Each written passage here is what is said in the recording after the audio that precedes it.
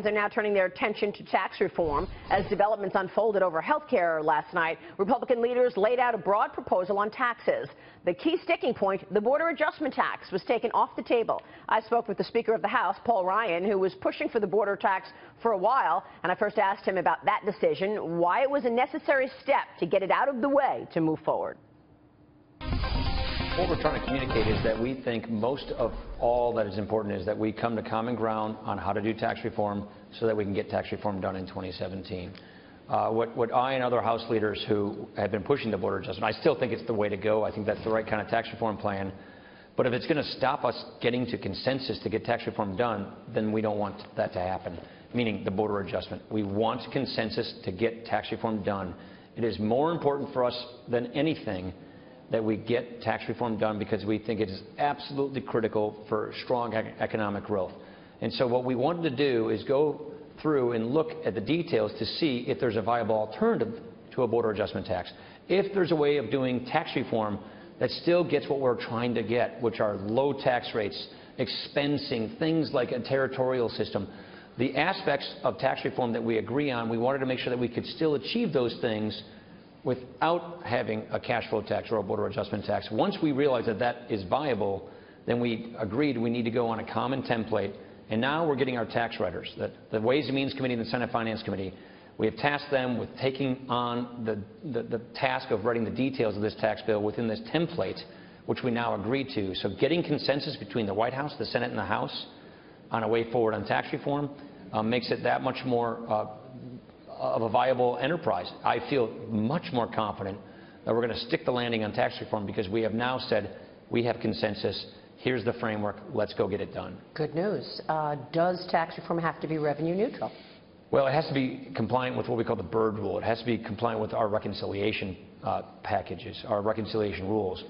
So what people may not know is that in the House we use macroeconomic scoring. We call that dynamic scoring, some people.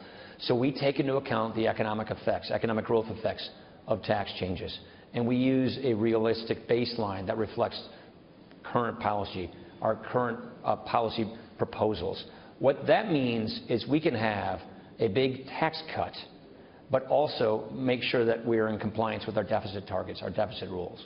So do you need to find revenue somewhere else? I mean, that border adjustment tax so the answer is going yes to raise $1 trillion over 10 years. That's right. But the point I'm making is, with all the tools we have to make sure that when we revenue estimate our tax reform bills, we take into consideration economic growth effects. That helps a great deal. And you're expecting 3% growth at some point to take hold. I don't think we can get to 3% growth without tax reform.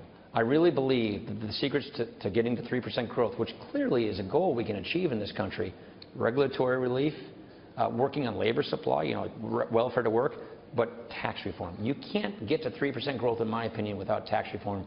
That is why this is so important. That's why we all agree. And the thing about tax reform is we as Republicans, especially now, agree on how to do it. Healthcare is a good example. There's not a complete consensus on how best to do healthcare reform. On tax reform, we have that consensus.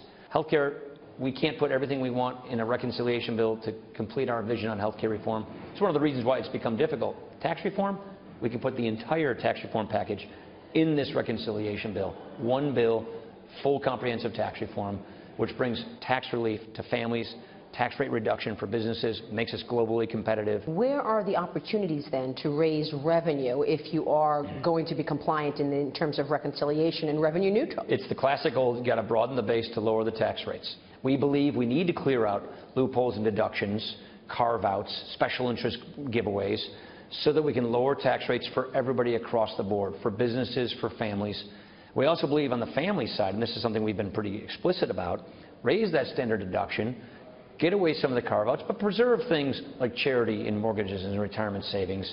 But clean up that tax code so you dramatically simplify it. It helps you consolidate tax brackets. It helps people have a simplified system. And on the business side, as I mentioned, you've got to take away loopholes so that you can lower tax rates.